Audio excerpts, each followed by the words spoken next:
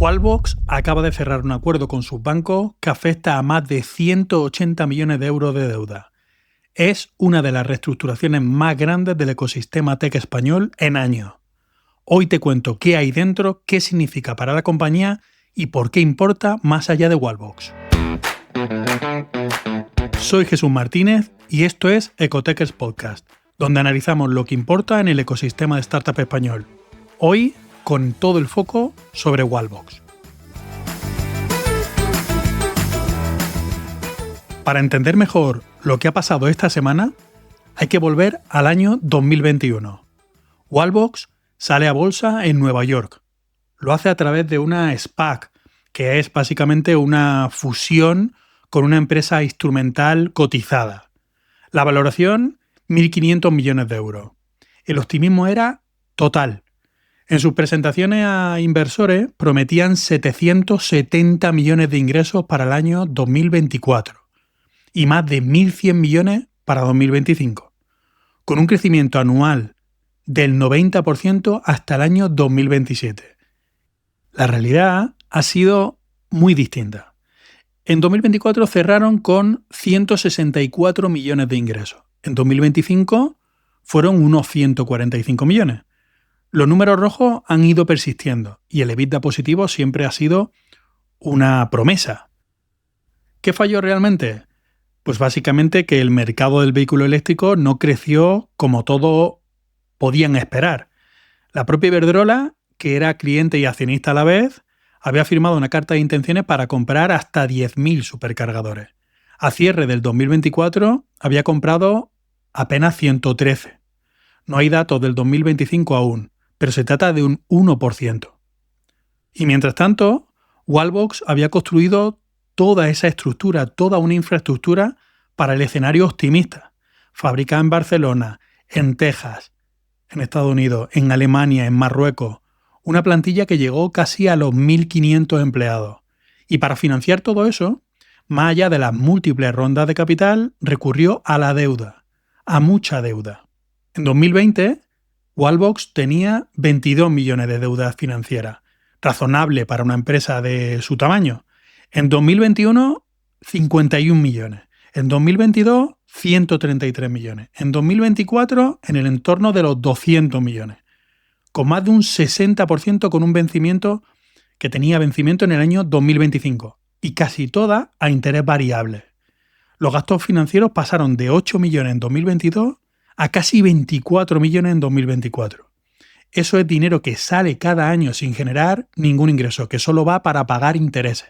A finales de 2024, cuando se acercaban los primeros vencimientos relevantes, firmaron un primer acuerdo con BBVA y Santander, un periodo de gracia de 18 meses. Era oxígeno para comprar tiempo, para ganar tiempo. Pero la situación de liquidez no mejoraba. A cierre del primer trimestre del año 2025 tenían 27 millones en caja, la mitad que 6 meses antes, y por debajo de los 35 millones que le exigía la banca como condición mínima para ese periodo de gracia. El ejercicio lo cerraron con apenas 4 millones de caja. En mayo del año 2025 encargaron a un asesor financiero la reestructuración total de esa deuda. 7 meses de negociaciones con BBVA, Santander, CaixaBank, el ICO, el Instituto Catalán de Finanzas, Morabanc, Cofides, EBN y HSBC. 7 meses. Y ahora vamos al acuerdo firmado esta semana después de 4 meses, 3-4 meses de negociación en un periodo que se podía denominar en la denominación antigua de preconcurso de acreedores.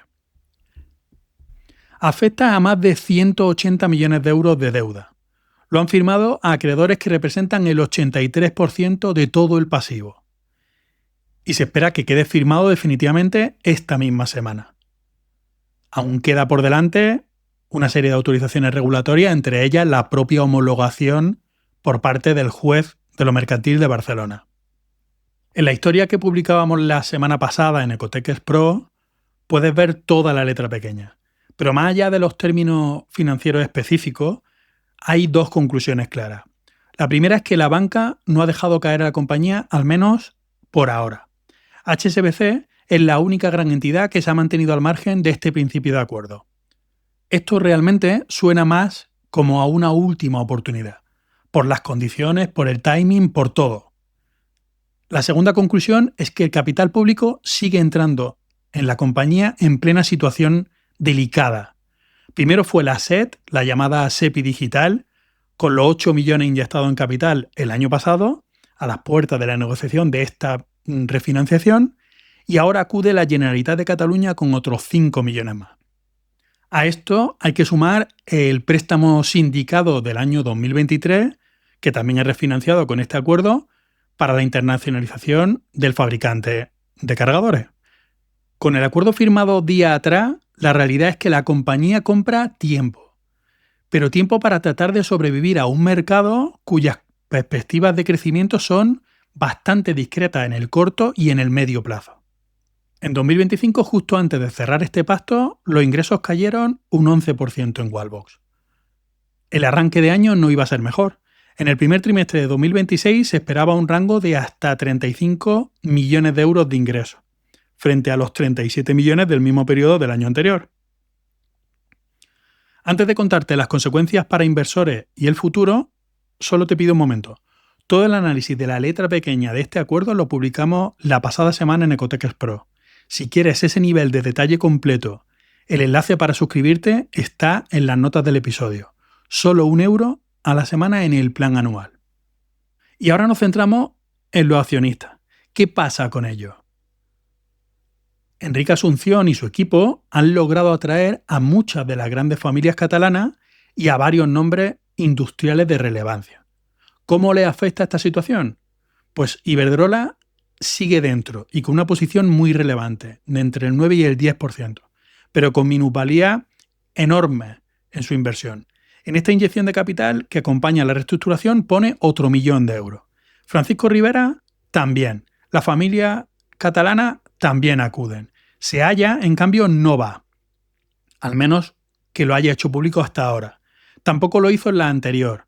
Tenía un 3,4% a finales del año pasado, con un valor de apenas 2,5 millones, frente a los más de 13 millones que ha invertido. Sufriría con esta ronda una dilución igual que el resto de los que no opten por acudir. Generac, el socio industrial estadounidense que llegó a tener más del 14% de la empresa, tampoco aparece en este acuerdo de refinanciación. Era el candidato natural a una posible OPA, a una posible oferta pública de adquisición, pero por ahora guardan silencio. Y precisamente quería profundizar en esto. Es llamativo que ninguno de esos industriales haya movido ficha en estos 2 últimos años de caídas continuas en bolsa por el parón en el mercado de los eléctricos. Y la compañía tuvo que hacer un contra-split el año pasado ante el riesgo de que la bolsa de Nueva York le cerrara la puerta por no superar el $1 de cotización. Ahora se enfrenta a otro límite, el de los 100 millones de capitalización. Hace unas semanas ya recibió el aviso del gestor del parque americano y tiene un tiempo limitado para recuperar ese nivel. Hoy está algo por debajo de los 50 millones. Aquí también hay que decir que esto no es solo un problema de Wallbox. ChargePoint, Blink Charging también se han desplomado en bolsa. El sector entero está bajo una presión brutal. Y ahora nos centramos en el futuro de la compañía. Si el juez homologa el plan, Wallbox compra tiempo, pero solo tiempo. Los ingresos siguen siendo el problema real, para ellos y para el resto. En Estados Unidos, las ventas de los eléctricos en los últimos 3 meses del año 2025 cayeron un 6,5%. Y el final de algunos créditos fiscales, de algunas ayudas fiscales, está generando una ralentización. Aunque el encarecimiento del combustible y la guerra de Irán pueden generar más interés por este segmento de los coches eléctricos. El propio equipo directivo reconoce que el crecimiento de las ventas es crucial para llegar a la rentabilidad operativa. Los costes laborales se llegaron a recortar más de un 34% y la plantilla pasó de más de 1.500 empleados a unas 900 en el año pasado. Han hecho los deberes en lo que podían, aunque por las palabras de Asunción se entiende que debe haber mucho más esfuerzo por ajustar o por lograr esa rentabilidad operativa. Lo que no pueden controlar es la velocidad de adopción del vehículo eléctrico. Ahora los escenarios posibles son 3. 1. Es la reestructuración funciona, mejora la caja y Wallbox sobrevive como empresa independiente. 2. algunos de esos socios industriales actuales lanzan una OPA y privatizan la compañía. Aquí se quita la presión de la bolsa fuera de los focos mientras el mercado se recupera. En este caso, Generac es el candidato más obvio, pero también están los industriales españoles como Iberdrola o el propio Francisco Riberas con Gestamp. Y el tercer escenario está en unos números pobres, lo que llevaría a más problemas con el repago del primer tramo de la deuda y a la financiación de las pérdidas. El propio CEO llama a esta refinanciación un hito, el inicio de la siguiente fase. Queda por ver en qué acaba todo esto. Y hasta aquí Wallbox. Vamos ahora con el radar de la semana. 4 claves a tener en cuenta para afrontarla. El primero es la historia de un estudio barcelonés de videojuegos móviles que casi nadie conocía y que acaba de venderse al gigante indio Nazara por más de 100 millones de dólares iniciales por el 50% de la compañía, con una opción de compra por el otro 50% y un earn-out que podría llevar la operación por encima de los 300 millones. Sin capital riesgo, sin ronda, completamente bootstrap. ¿Por qué es importante?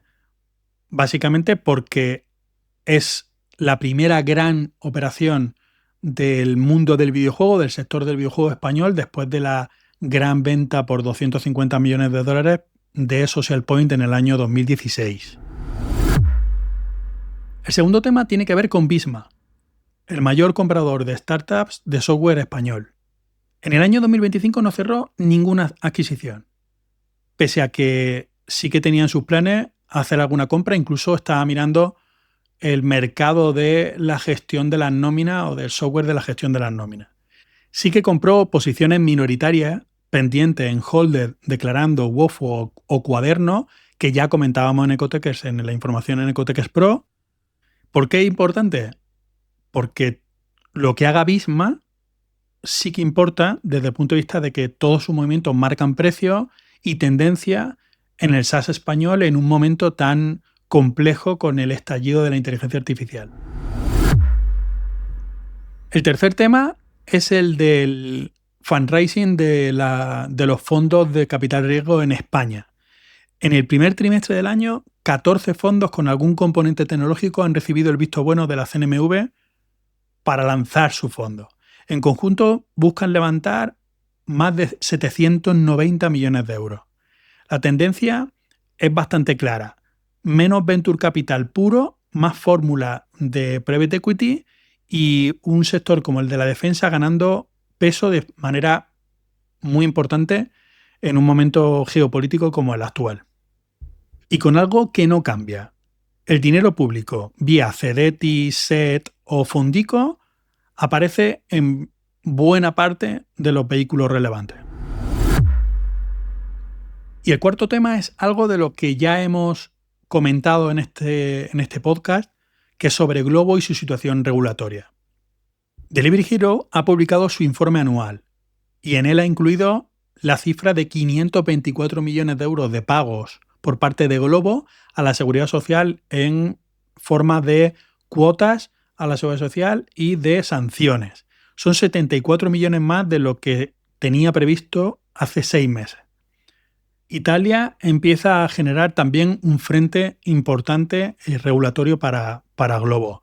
Y además todo esto se produce en un momento en el que Delivery Hero está analizando qué hacer con activos en diferentes mercados ante la presión de los inversores por la caída en bolsa. Y esto es todo por esta semana. Si quieres el análisis completo de la letra pequeña del acuerdo de Wallbox, está en Ecotechers Pro. El enlace para suscribirte está en las notas del episodio. Nos encontramos la próxima semana. Yo soy Jesús Martínez. Mil gracias por estar ahí.